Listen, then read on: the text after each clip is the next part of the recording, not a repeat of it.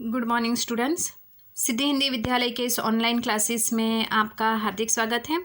अब 12वीं वाले बच्चे, यहाँ पे हमारा ये जो काव्य चल रहा था, मतलब चौथा काव्य था रघुवीर सहाय का। यहाँ पे जैसे कैमरे में कैद अपाहिज, यहाँ पे ये काव्य जो हमारा है यहाँ पे ख़त्म होता है, लेकिन उसके स्वाध्याय अर्थात प्रश्नोत्तर की हम चर्चा यहाँ पे कर लेते हैं। अब यहाँ पे जैसे कि सबसे पहले तो मैं एक बात आपको बता दूँ कि यहाँ से जितने भी स्वाध्याय अर्थात प्रश्नोत्तर हम करेंगे तो मैं आपको बताती जाऊंगी कौन कौन से प्रश्न आपको लिखने हैं जो परीक्षा में पूछे जाते हैं। ऐसा वैसे तो स्वाध्याय में जितने प्रश्न दिए हैं उतने हमें लिखने ही लिखने हैं। यहाँ पे पहला प्रश्न है, कविता में कुछ पंक्तियाँ कोष्ठकों में रखी हुई है, आपकी समझ से इसका क्या औचित्य है। ये प्रश्न भी बोर्ड की परीक्षा में पूछा जाए ऐसा प्रश्न है, पूछा ही गया है। दूसरा प्रश्न, कैमरे में बंद अपाहिज करुणा की मुखौटों में छिपी क्रूरता की कविता है, विचार कीजिए। तीसरा प्रश्न, हम समर्थ शक्तिवान और हम एक दुर्बल को लाएंगे पंक्ति के माध्यम से कवि ने क्या व्यंग्य किया है। चौथा प्रश्न, यदि शारीरिक रूप से चुनौती का सामना कर रहे व्यक्ति और दर्शक दोनों एक साथ रोने लगेंगे तो उसके प्रश्नकर्ता का कौन सा उद्देश्य पूरा होगा। और पांचवा प्रश्न, पर्दे पर वक्त की कमी है कहकर कवि ने पूरे साक्षात्कार के प्रति अपना नज़रिया किस रूप में रखा है। तो ये 1 से 5 तक के प्रश्न तो आपको लिखने ही लिखने हैं। अब यहाँ पे सबसे पहला जो प्रश्न है वो पहले प्रश्न की चर्चा करते हैं। तो पहले प्रश्न में आपको किस प्रकार से लिखना है। तो सबसे पहले तो कविता में कुछ पंक्तियाँ कोष्ठकों में रखी हुई हैं। कोष्ठक यानी जो ब्रैकेट आपको बताया ना, ब्रैकेट में कुछ एक पंक्तियाँ लिखी हैं। आपकी समझ से इसका क्या औचित्य है, मतलब ये पंक्ति किसके लिए लिखी है, हमें ये लिखना है। ठीक है ना। तो यहाँ पे सबसे पहले तो पहले प्रश्न में हमें लिखना है, जवाब की शुरुआत में ऐसा लिखना है कि कविता में कुछ पंक्तियाँ कोष्ठक में इसलिए रखी गई है कि कोष्ठक कवि के मुख्य भाव को व्यक्त कर देते हैं। अर्थात यहाँ पे हमें क्या लिखना है, सबसे पहले कि कविता में कुछ पंक्तियाँ कोष्ठक में इसलिए रखी गई है कि उन पंक्तियों के माध्यम से कवि के मुख्य भाव को स्पष्ट किया जा सके। कोष्ठक यानी पूरा, वापस आपको दिखा रही हूँ ब्रैकेट में जितना भी लिखा है, ये देखो यहाँ पे कैमरा बस करो नहीं हुआ, ये जो सब लिखा हुआ है ना ब्रैकेट, यहाँ पे देखो पर्दे पर वक्त की कमी है, ये जितना लिखा हुआ है वो सारा कोष्ठक है। वरना पूछोगे कि कोष्ठक यानी किसको कहते हैं हम, तो ब्रैकेट में जो लिखा हुआ जितने भी वाक्य है वो वाक्य। ठीक है। तो हमें यहाँ पे लिखना है कि कविता में जो कुछ पंक्ति या कोष्ठक में इसलिए रखी गई है कि कोष्ठक कवि के मुख्य भाव को व्यक्त करता है। कोष्ठक के माध्यम से अलग अलग लोगों को संबोधित भी किया जा सकता है। ठीक है। तो ऐसा हमें लिखना है। उसके बाद कौन कौन से व्यक्तियों को संबोधित किया गया है, तो सबसे पहले ब्रैकेट में डबल इन्वर्टेड कॉमा में हमें लिखना है कैमरामैन के लिए। तो कैमरामैन के लिए कौन कौन से ऐसे वाक्य आएंगे जो ब्रैकेट में लिखे हुए हैं।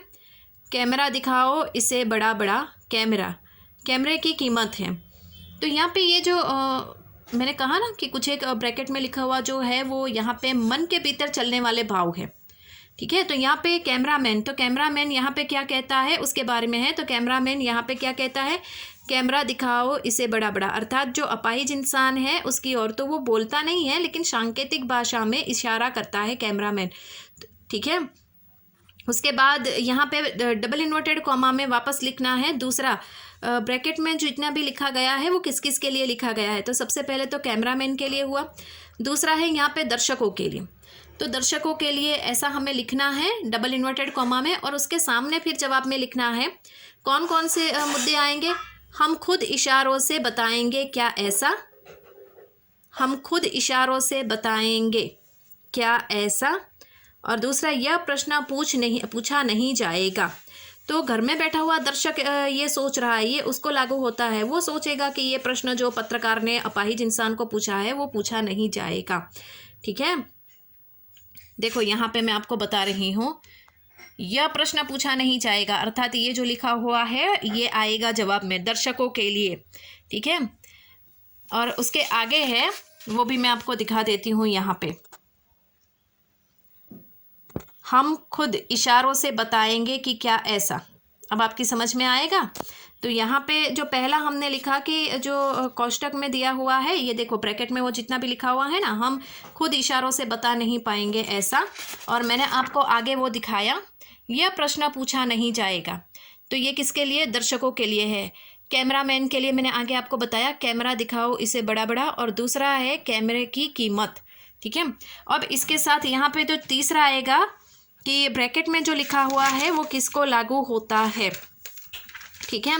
तो यहाँ पे तीसरे में अपंग व्यक्ति के लिए, जो अपाहिज इंसान है जिसके ऊपर ये पूरी कविता चल रही है, ठीक है।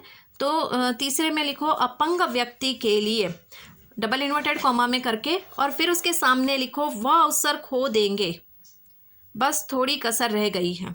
यहाँ पे ही है, ये देखो, वह अवसर खो देंगे, बस थोड़ी कसर, ये देखो यहाँ नीचे लिखा ना, बस थोड़ी कसर रह गई है, वो अवसर खो देंगे।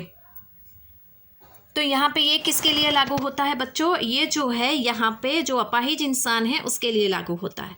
तो हमें ये जो पहला प्रश्न है, पहला प्रश्न में 3 इंसानों को हमें मुख्य रूप से लेना है, कैमरामैन, उसके बारे में ब्रैकेट में जो लिखा है वो 2 वाक्य, उसके बाद यहाँ पे दर्शक, दर्शक के लिए जो मैंने आपको बताए, जो आपको वीडियो में मैंने दिखाए 2 वाक्य वो, और यहाँ पे अपंग व्यक्ति के लिए, तो अपंग व्यक्ति के लिए मैंने जो आपको यहाँ पे 2 वाक्य कहे, वो अवसर खो देंगे, बस थोड़ी कसर रह गई, ये 2 लिखना है। इसके बाद हमारा यहाँ पे जो दूसरा है प्रश्न, कैमरे में बंद अपाहिज करुणा के मुखौटों में छिपी क्रूरता की कविता है, विचार कीजिए। तो हमें इसमें क्या लिखना है कि यहाँ पे सबसे पहला जो प्रश्न है उसको ही समझ लेते हैं कि कैमरे में बंद अपाहिज करुणा के मुखौटों में छिपी, तो यहाँ पे करुणा यानी कि दया, तो यहाँ पे जो वेदना है वो वेदना को व्यक्त करने के लिए, मतलब उस, हम कहते हैं ना कि कोई इंसान किस प्रकार से धूल झोंकता है, उसी प्रकार से यहाँ पे, तो उसमें हमें जवाब में लिखना है कि दूरदर्शन पर एक अपाहिज का साक्षात्कार व्यावसायिक उद्देश्य की पूर्ति के लिए दिखाया जाता है। ध्यान से सुनिएगा कि दूरदर्शन अर्थात यहाँ पे कवि ने ये एक इस प्रकार से चैनल का नाम लिया है, लेकिन यहाँ पे कोई भी चैनल का नाम यहाँ पे, तो हम यहाँ पे लिख सकते हैं कि कई प्रकार के सामाजिक उद्देश्य को पूर्ति के लिए जो चैनलों के ऊपर दिखाए जाते हैं, उन चैनलों पर एक अपाहिज इंसान का साक्षात्कार व्यावसायिक उद्देश्य की पूर्ति के लिए दिखाया जाता है। अपाहिज व्यक्ति को प्रदर्शन की वस्तु माना जाता है। प्रदर्शन करने वाले व्यक्ति को अपाहिज व्यक्ति की पीड़ा से कुछ लेना देना नहीं होता, वह केवल अपाहिज की पीड़ा को कुरेदता रहता है। ऐसे प्रदर्शनकारी कार्यक्रम के में केवल दिखावा होता है, संवेदनशीलता बिल्कुल नहीं होती। ऐसा कौन कहते हैं, कवि। बिल्कुल सही बात है यहाँ पे कि यहाँ पे जो कोई भी चैनल होती है, ये कोई भी चैनल एक अपाहिज इंसान का साक्षात्कार अपने व्यावसायिक अर्थात अपने टीआरपी बढ़ाने के लिए ये सब कुछ करते हैं, तो अपने व्यावसायिक उद्देश्य की पूर्ति के लिए वो करते हैं। अपाहिज व्यक्ति को प्रदर्शन की वस्तु माना जाता है। जो प्रदर्शन करने वाले व्यक्ति को अपाहिज व्यक्ति की पीड़ा से कुछ लेना देना नहीं होता, वे केवल अपाहिज व्यक्तियों की वेदनाओं को कुरेदते रहते हैं और ज़्यादा उसकी वेदनाओं को बढ़ाते रहते हैं। ऐसे प्रदर्शनकारी कार्यक्रम में केवल दिखावा होता है, संवेदनशीलता बिल्कुल नहीं होती। इस तरह से हमें किस में लिखना है, दूसरे प्रश्न में। ठीक है बच्चों, तो आज हम एक एक वीडियो में 2-2, 3-3 प्रश्न ही करेंगे, ज़्यादा नहीं करेंगे। मैंने हर एक बार एक एक प्रश्न के 2-2, 3-3 बार रिपीट करके मैंने आपको बताया है। ठीक है, तो आज की इस वीडियो में यहाँ तक ही हम देखेंगे। आगे वाले वीडियो में उसके बाद के जो प्रश्न है उसके हम चर्चा करेंगे। तब तक के लिए यहाँ पे रुकते हैं। Thank you.